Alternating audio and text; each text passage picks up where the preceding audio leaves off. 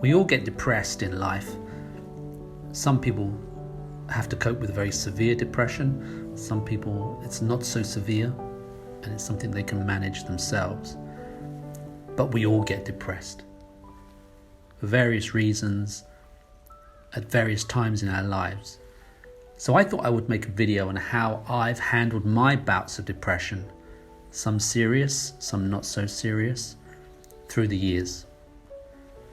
I think the state of your mental health and falling into depression, it can be quite a difficult topic for some people and some cultures. We don't often talk about it, although that's changing now, and that's a good thing. But depression can happen to anyone, anywhere, anytime. It can be caused by all sorts of different things. There are many different reasons for depression, and of course, I think it's always quite unique to that person. To paraphrase Tolstoy, happy people are all alike, but unhappy people are unhappy in their own way. So I thought I would talk about how I handled my depression.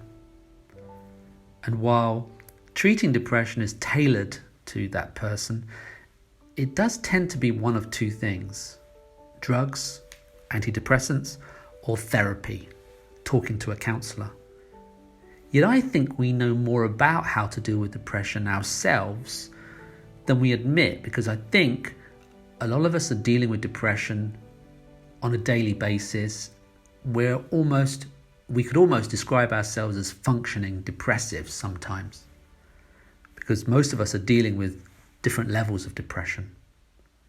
And for a lot of people, we don't actually take pills, take antidepressants, or go to a therapist, but we have other ways of dealing with depression.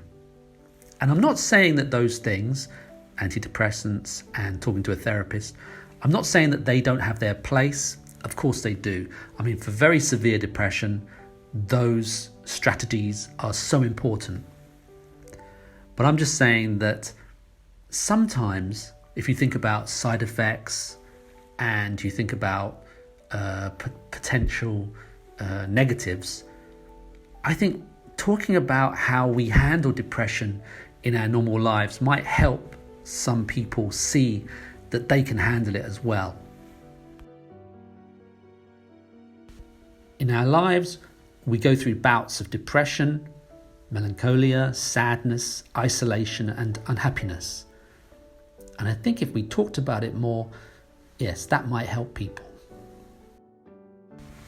I remember the singer, Robbie Williams from the group Take That, and when he went solo, he went through a very severe bout of depression, several bouts of depression in fact, and he spoke about a particular sports channel, a sports news channel on British TV that was free, and it was on cable and digital TV, and he watched this over and over, and it was football, it was a little bit of rugby, a little bit of cricket, but it was the same group of people talking about their passion, their football, and it gave him a kind of little sporting family, and he spoke about this, and it really helped him get through that particular bout of depression. And it struck me how open he was about talking about depression, and also how open he was about talking about the solution.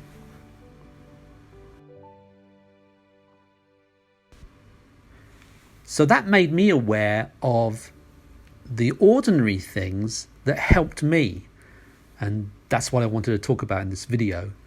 So I wrote a list of those things, and I just wanted to go through them, and maybe they might not be the things that would help you, but they might be the things that you can see, oh yeah, in my life I have a version of that. So the first thing I would say, the most important thing, you can see that from this video, is walking. For me, going for a walk always helps my mood, always. And in fact, going hiking, here's some pictures from the Austrian Alps. Going hiking, I think really, really helps your mood. Walking and just seeing the world will always lift your spirit. In fact, I did the Camino in Spain. This is the end of the Camino when you hit the Atlantic Ocean. Something like that will always help your mood and will lift you from depression. Another version of that would be exercise or going to the gym or sport. It lifts the heart rate, it lifts the spirit.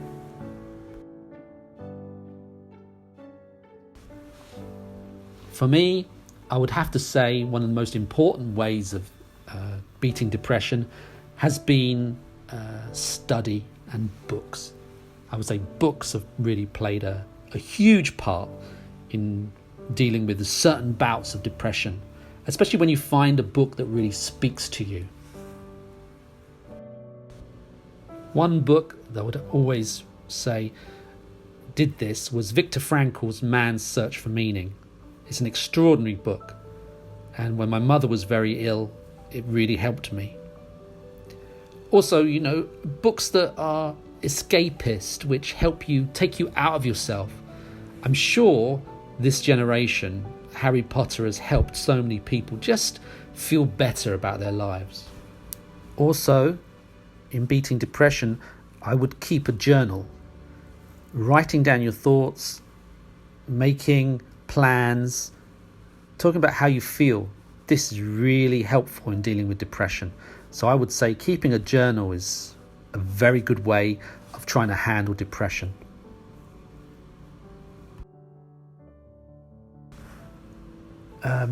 Also, another very good way of dealing with depression is music. Music, I think, is probably the most common way people have of lifting their spirits. And I think it's an excellent way of dealing with depression. It always seems to help me. Maybe when this depression isn't very severe, but when it's a light depression, it can still lift you out of yourself. And it's a very good way of dealing with depression.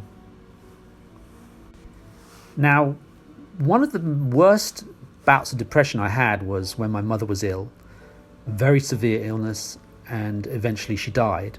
This particular depression was just went on, and it was very difficult. But for part of it, I dealt with it by watching cricket.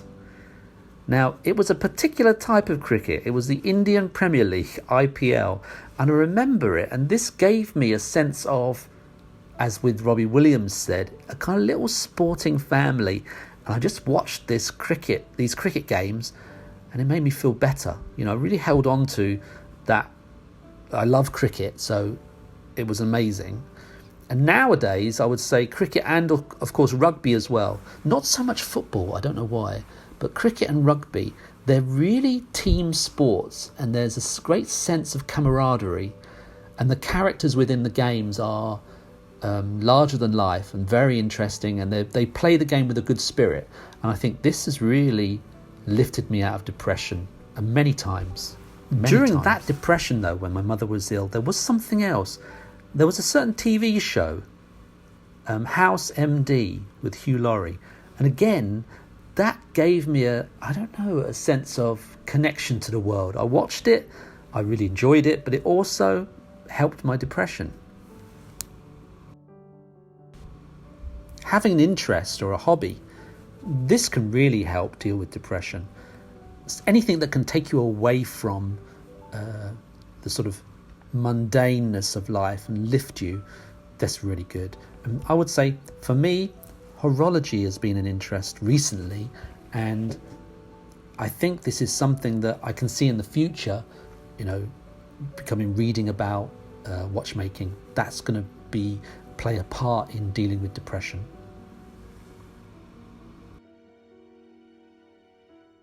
Now, learning languages can help, and that's helped me in the past, but sometimes learning a language is too much pressure. Learning part of the language, say learning the script or the alphabet, this is something that can really help. Rather than say I'm going to learn the whole language, no, just learn the alphabet. This is what we call an achievable goal, and small achievable goals promote happiness. And so if you say to yourself, okay, I'm going to try and learn simply the Korean alphabet or the Japanese alphabet, the syllabary, sorry. This is something that can promote real happiness and avoid depression, or help you cope with depression, because you're going to achieve something every day. Food is important. Not comfort eating, but eating the food that you love, eating the food that you ate with your family, perhaps. Whatever that is, I mean, whether it's simple food or a Sunday roast or a chip butty, that can help you. I think that can help you handle depression. And of course, healthy food will always help you. Now, the last thing that helps me deal with depression, something that helps me almost every day, I would say, and again, this is for me, it's not for everyone, but it could be, is the Bible. I think for me, reading the Bible helps me, always lifts my spirit, always helps me understand the world. And I know that a lot of people don't read the Bible and a lot of people reject Christianity. But I think most important thing in dealing with depression is an open mind. When you're depressed, you tend to think in a way where you know what's happening and you don't like it. But maybe you don't know what's happening. Maybe you do need to open your mind. Maybe you need to connect with something else. And I think that's something I would always say to someone who was feeling depressed. Not just that they should read the Bible, but they should open their mind. I know it's difficult. I'm not suggesting it's easy, but I think that when we're very depressed, we think we're down a blind alley. We're down a dead end. And it's how we get out of that dead end. And these are just some of the ways that have helped me. All these different things have helped me get out of my dead end, get out of my blind alley.